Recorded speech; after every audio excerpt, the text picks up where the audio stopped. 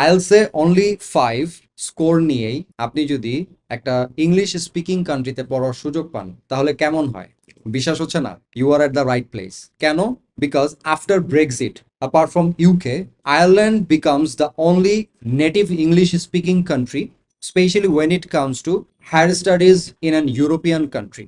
শুধু তাই নয়, ওয়ার্ল্ড হ্যাপিনেস ইন্ডেক্সে Ireland globally ranked at number 3, and পাশাপাশি affordable living expense, low cost tuition fees, এই ধরনের অ্যাট্রাকটিভ ফ্যাক্টরস তো থাকছেই। পাশাপাশি আপনি যদি ফাউন্ডেশনে আয়ারল্যান্ডে যেতে চান, only 5, overall 5, no band less than 4.5 দিয়েই আপনি আয়ারল্যান্ডে পড়াশোনা করার সুযোগ পাচ্ছেন। Not only that, there are bachelor and masters programs are also available. Specifically যদি বলি, ইউনিভার্সিটিগুলোতে একটু বেশি রিকোয়ারমেন্ট থাকে, বাট আপনারা যারা আইএলস নিয়ে একটু কনসার্ন অথবা একটু কনফিউজ থাকেন যে আমার আইএলস এর স্কোর কেমন আসবে আর পিটিইতে কেমন স্কোর আসবে, then foundation is the best choice for you guys, because আপনি খুবই কম স্কোর অ্যাচিভ করেই আয়ারল্যান্ডে পাড়ি দেওয়ার সুযোগ পাচ্ছেন।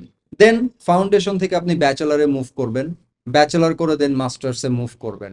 So the pathway is ready for you.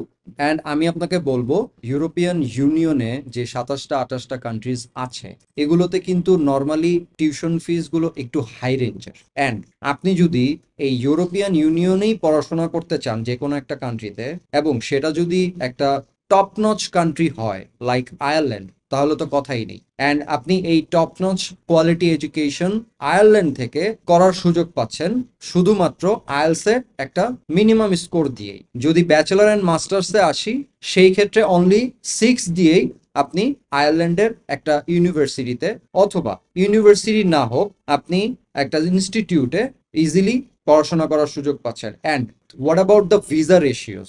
Visa ratios are very much high in Ireland because the institutes and along with the universities are very much friendly to get all those international students, especially from South Asia part like Bangladesh, India and so on.